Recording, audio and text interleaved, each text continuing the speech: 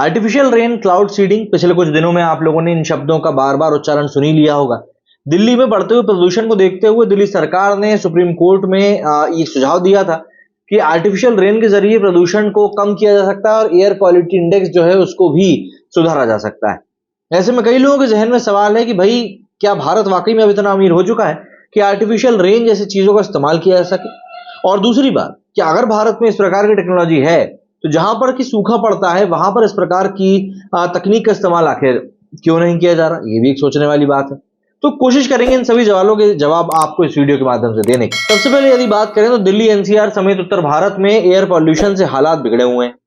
हाल ही में हुई बारिश ने थोड़ी राहत तो दे दी है, लेकिन अभी भी इससे निपटने के लिए कड़े कदम उठाए जाने की जरूरत है। दिल्ली की बात करें तो राजधानी में एयर पॉल्यूशन घटाने के लिए सरकार आर्टिफिशियल बारिश का इस्तेमाल कर सकती है। इस टेक्नोलॉजी को क्लाउड सीडिंग भी कहा जाता है। दिल्ली के एनवायरमेंटल मिनिस्टर गोपाल राय ने 8 नवंबर को आईआईटी कानपुर की एक टीम के साथ आर्टिफिशियल बारिश कराने की संभावनाओं के ऊपर बातचीत भी करी है। आर्टिफिशियल बारिश के लिए बादलों का होना जरूरी है। अगर 20-21 नवंबर के दौरान दिल्ली के आसमान पर बादल छाए रहते हैं तो आर्टिफिशियल बारिश की जा सकती है। राजधानी में एयर क्वालिटी इंडेक्स लेवल को कम करने में यह बड़ा कदम होगा। तो ऐसे में जान लेते हैं कि आर्टिफिशियल बारिश आखिर होती कैसे है और इसमें खर्चा पानी कितना आता है।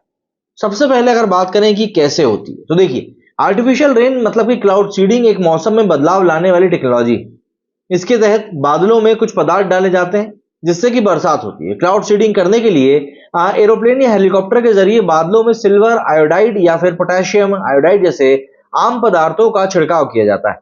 ये पदार्थ न्यूक्लियाई की तरह काम करते हैं जिनके की आसपास पानी की बूंदें बन सकती हैं। फिर इसी प्रोसेस के जरिए बारिश की बूंदें बनती हैं। इस तरह क्लाउड सीडिंग के जरिए बरसात की जाती है। आमतौर पर इस प्रोसेस को पूरा होने में करीब 1.5 घंटा लगता है, लेकिन सफलता मौसम की खास कंडीशन पर डिपेंड करती है। इसकी सफलता में नमी से भरे बादल और हवा का सही पैटर्न भी अहम रोल रखता है। मतलब कि मान लीजिए कि आपने दिल्ली के ऊपर बने बादलों के जखीरे के ऊपर ये सभी केमिकल्स डाल दिए, लेकिन जैसे ही बारिश का वक्त आया वही हवा चल गई, तो पता चल रहा है पानी जाकर या तो नोएडा में गिर रहा है या गुड़गांव में गिर रहा है, तो आपको फायदा ही नहीं मिलेगा। अब फायदे की बात कर ही रहे हैं तो इस आर्टिफिशियल बारिश के फायदे भी समझ लेते हैं। दरअसल दिल्ली में एयर पॉल्यूशन कम करने के लिए आर्टिफिशियल बारिश का इस्तेमाल करने की प्लानिंग की जा रही है। हालांकि इस टेक्नोलॉजी के और भी कई फायदे हैं। किसी खास एरिया में बरसात करनी हो या सूखे से निपटना हो तो आर्टिफिशियल बारिश का सहारा लिया जा सकता है। ये एग्रीकल्चर, एनवायरमेंट या वाटर रिसोर्स मैनेजमेंट जैसे कामों के लिए मौसम के पैटर्न को बदलने वाली एक शानदार टेक्नोलॉजी। लागत की अगर बात करें तो आर्टिफिशियल बारिश पर दिल्ली सरकार तेजी से काम कर रही है। आईआईटी कानपुर को साथ लेकर इसे कामयाब बनाने की प्लानिंग चल रही है। बड़ा सवाल बस यही है कि आर्टिफिशियल बारिश में कराने में खर्चा कितना आएगा। देखिए, रिपोर्ट्स के मुताबिक वायु प्रदूषण से राहत दिलाने के लिए राजधानी में आर्टिफिशियल बारिश कराने पर दिल्ली सरकार को करीब 13 करोड़ रुपए खर्च करने पड़ सकते हैं। यह रकम तो बहुत बड़ी है, लेकिन जिस तरह का एनवायरमेंट इस समय दिल्ली में बन चुका है उसको देखते हुए 13 करोड़ रुपए कोई बहुत बड़ी रकम नहीं लगते। अब देखना यह होगा कि आने वाले समय में दिल्ली में इस आर्टिफिशियल बारिश का फायदा कितना होता है।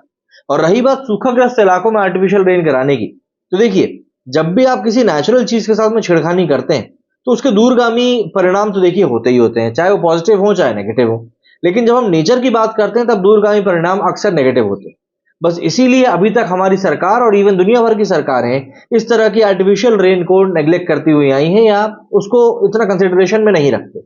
बट हाँ, जिस प्रकार से आज की तारीख में हालात बिगड़ रहे हैं, जैसे हम लद्दाख की बात करें, वहां बर्फ गिर ही नहीं रही है तो वहां पर सूखा पड़ने लगा है। अब इन सब चीजों को देखते हुए आने वाले दिनों में शायद आर्टिफिशियल रेन का इस्तेमाल लगातार बढ़ता ही जाएगा। क्या कहना है आप लोगों का इस बारे में कमेंट करके जरूर बताएं। मेरे सुनिए इतना ही, जय हिंद, जय भारत।